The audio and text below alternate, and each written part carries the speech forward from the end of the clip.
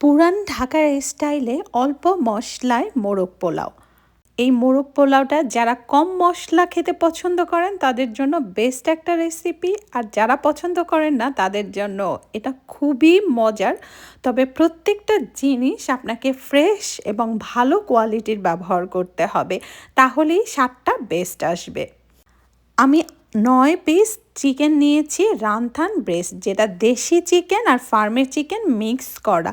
ভালো করে ওয়াশ করে এটার মধ্যে দুধ, লবণ, আদা ৩টা জিনিস দিয়ে মেরিনেট করে রাখবো ২০ মিনিটের জন্য।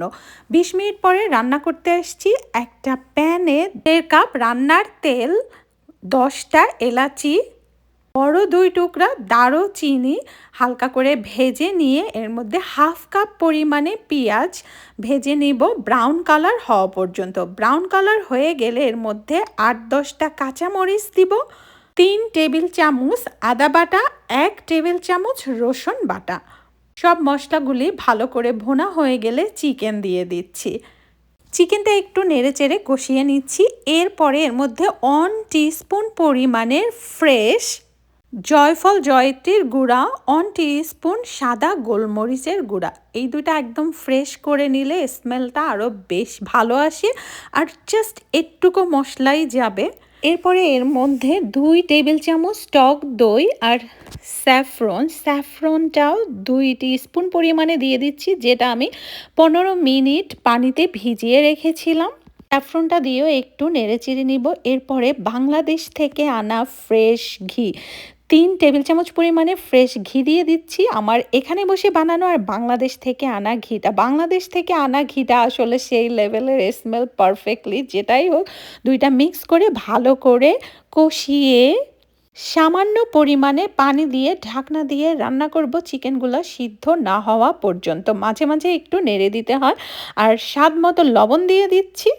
লবণের পরিমাণ এই পর্যায়ে কম দিতে হবে, কারণ আমি লবণ আর মিল দিয়ে মেরিনেট করে রাখছিলাম। তো চিকেনগুলো এভাবে হয়ে গেলে, মানে আমি জাস্ট নাড়ছি খুবই সাবধানে, কারণ ফার্মের মুরগির চিকেনগুলি ভেঙে যাওয়ার সম্ভাবনা থাকে।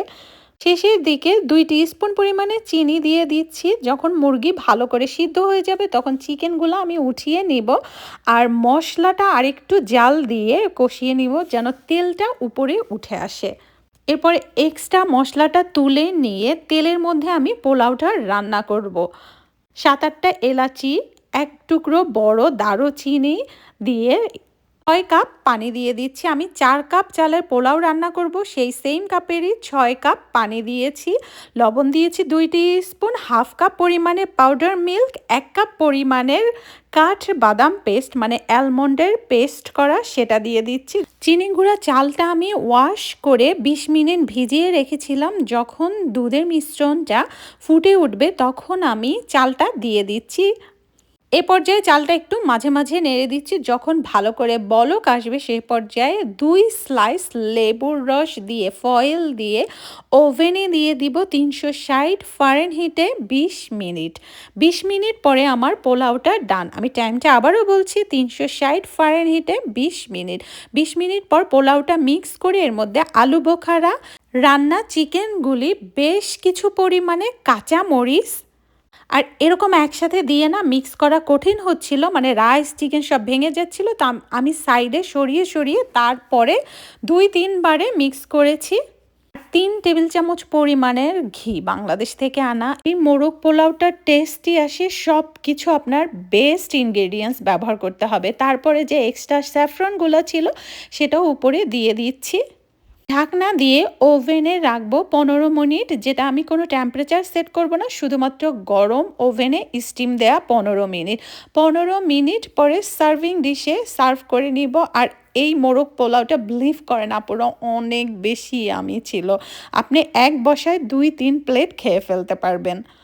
আর কালারটাও এত সুন্দর আসে, আমার কাছে মনে হয়েছে ভিডিওতে পারফেক্ট কালারের ধারে কাছেও নাই। তো যাই হোক, এরপরে আমি বড় ব্যাচে রান্না করব। মোস্টলি ইন্টারন্যাশনাল ফ্রেন্ডদের জন্য এইটার থেকে বেস্ট মিলার হবে না যেটা মনে হচ্ছে।